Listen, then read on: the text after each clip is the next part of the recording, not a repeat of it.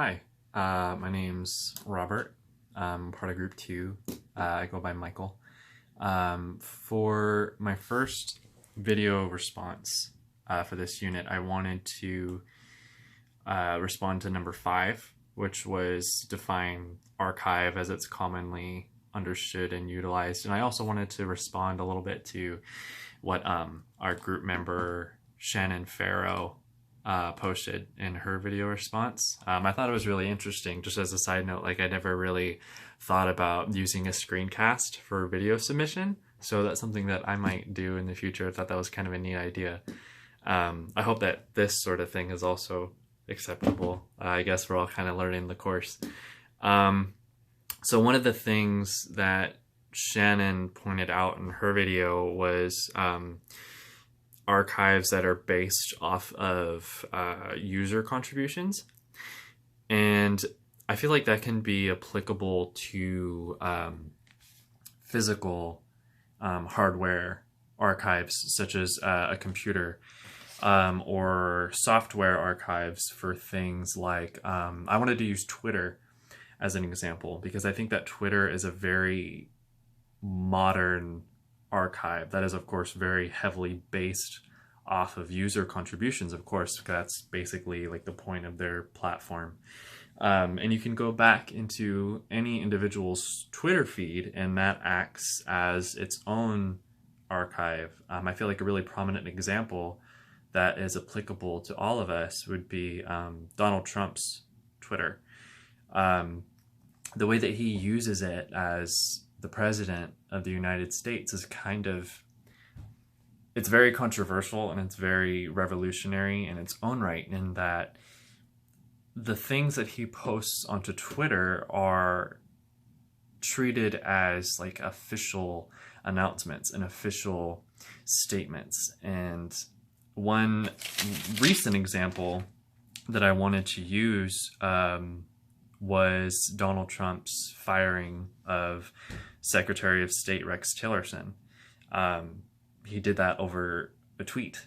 And according to Mr. Tillerson, that was, as it came as a surprise to him. He didn't even know that he was being fired. So Donald Trump's tweets are taken as, I don't want to say taken as law, because that's not necessarily the case, but I feel like that's kind of what I'm trying to get across, is that his tweets are taken as like a matter of fact. And in the future, when, we're studying political history, political science, our textbooks can theoretically include tweets because of this huge archive of information that's been amassed based off of user contributions from people in politics like Donald Trump.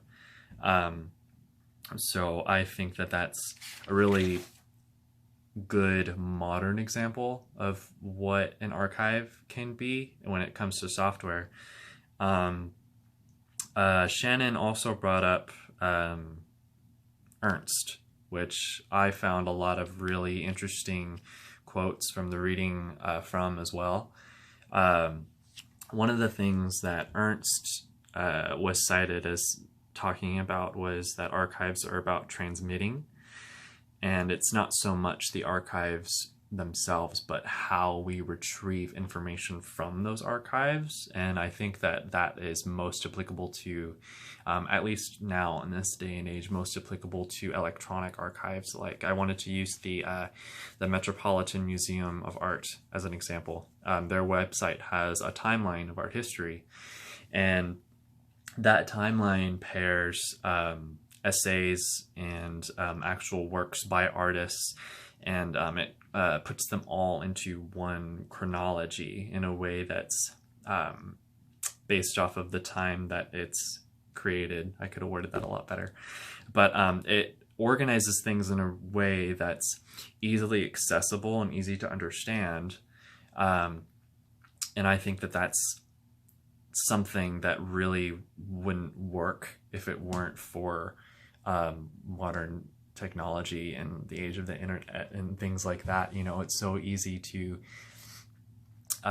put those things into a timeline that would make sense because of the way that software is now. You can sort of make anything to look however you want and organize it in a way that, you know, is easily accessible, I think. Another example that you could use when discussing archives in the modern sense is JSTOR, which is something that I've used a lot throughout my time with Arizona State University.